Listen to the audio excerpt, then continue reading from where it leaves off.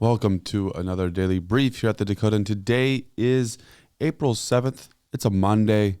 Enjoy the day. You only have like 38 of these Mondays left after today. So make sure you take advantage of today. In history, American professional golfer Jack Nicklaus became a dominating figure in the world of golf from the 1960s to the 80s. And the winner of the 73 PGA Tour winner of 73 PGA Tour events in his career, won the Masters tournament at age 23 on this day in 1963. NASA launched the Mars Odyssey spacecraft, which reached Mars in October and transmitted photos and other data back to scientists on Earth. And the World Health Organization, a specialized agency of the UN, was formally established on this day in history. Lastly, American industrialist Henry Ford, who revolutionized factory production with his assembly line methods and was the founder of the Ford Motor Company, died at age 83. That is this day in history, but let's take a look at some of the top headlines from around Minot and even around the state. So, Kyler did a fantastic job writing an article about Minot's history of mayoral resignations. While rare, my mayoral resignations, say that 10 times real fast, it might not have occurred before. In 1984, Mayor Thomas Lee resigned halfway through his term, citing personal and family reasons after finding the role more politically challenging than anticipated. Earlier in 1911, Mayor Arthur LeSueur stepped down amid opposition to his progressive reforms. The recent resignation of Mayor Tom Ross on April 1st, 2025 adds to this historical pattern of unexpected departures from Minot's mayoral office. And yours truly wrote an article around the mayor mayhem. Minot looks for a stable force to lead the city. In the wake of Mayor Tom Ross's resignation, Minot City Council has appointed Council President Mark Janser as interim mayor. Councilman Paul Pittner emphasized the need for accountable leadership to restore public trust.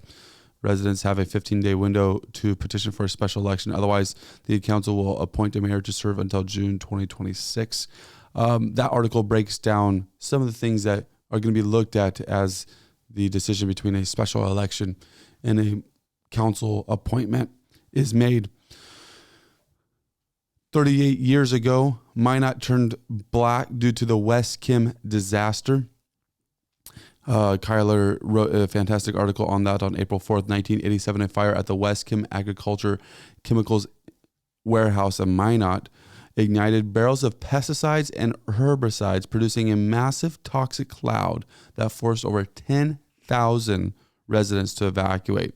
The blaze, sparked by an improperly wired pickup truck inside the facility, rapidly consumed the warehouse and released hazardous fumes that drifted northward, reaching as far as Canada. Emergency responders faced significant challenges in containing the fire and mitigating chemical contamination, but despite the scale of the disaster, no fatalities were reported. Minot was recognized as a 2025 Great American Defense Community.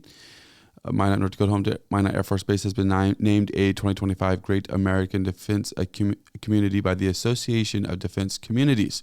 This recognition highlights Minot's exceptional support for military personnel and their families, particularly through initiatives that enhance quality of life and promote understanding of national security. Governor Kelly Armstrong emphasized the state's commitment to being militarily friendly, noting the significant role of Minot's airmen in national defense. The ADC will spotlight Minot throughout the year with planned celebrations in the community and features at the ADC Innovation Forum in Monterey, California in October. So that's very exciting news. Of course, as a reminder, all these articles in length are posted on our website. You can go to mydakotan.com. Click Daily Brief. You'll be able to learn more about all these great headlines that are happening. Moving to an article that was published by the Minot Daily News. It's about Minot advocates for funding to establish Health Sciences Institute. Minot State University, Dakota College at Bottineau Trinity Health, and the Minot Area Chamber EDC are urging the North Dakota House Appropriations Committee to reinstate approximately $13 million in funding for a Health Sciences Institute in downtown Minot. The proposed funds would facilitate the purchase and renovation of the Trinity Health West building to serve as a training center for nursing and allied health programs, aiming to address the region's healthcare workforce shortage. And then bill to ban student cell phones cell phone use fails in the North Dakota Senate, the House is expected to take up that issue today. Failed in the Senate with a 26-19 vote. The bill is aimed to ban devices from bell to bell and required storage in locked containers.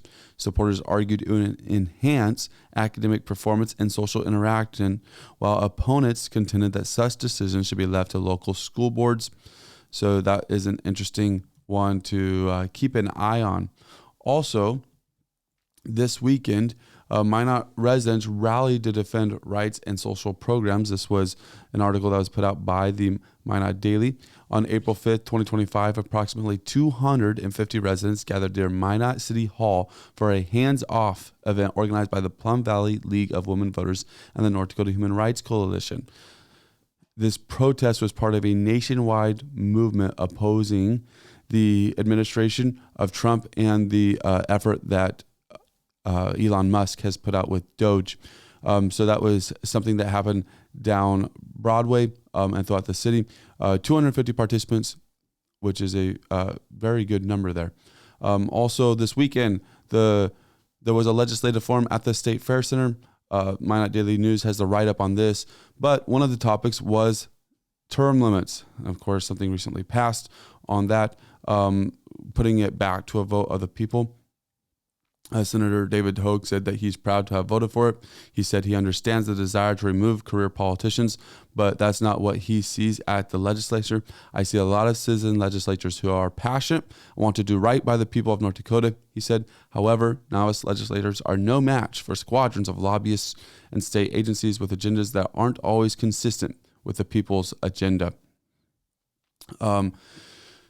Senator Randy Burghardt says you've got to have some experience before you hop in and become a committee chairman. There's going to be freshmen or sophomores that are going to be committee chairman, and I think they'll be much influenced by lobbyists and state agencies. Representative Dan Ruby said we've got to get more experience and institutional knowledge into the legislature when everybody gets taken out. Yes, I've been here a while. Ruby was first elected in 2021. When I first got in the institutional knowledge that people had, I was awestruck on what they knew, the history. It helped me, and I think I've been trying to help the new people as much as I can. We're going to lose that. So that's something that is very interesting and something to keep an eye on, especially when it comes to the ballot and you will have an opportunity to vote for it. This has been another daily brief put out by the Dakotan. Be sure to like and subscribe so that way you can get tomorrow's daily brief every morning around 7:30 a.m. The daily brief is put out on YouTube and on your favorite podcasting platform for you to listen to. Also, you can go to mydakotan.com, click the daily brief, read that day's edition with all the top headlines, and you can click and read full articles if you'd like that. Lastly, if you'd like it delivered to your inbox, go ahead and subscribe. It'll be delivered to your inbox at 8:30 a.m. every morning, every weekday morning. Thanks for watching this episode of the Daily Brief. We'll see you tomorrow.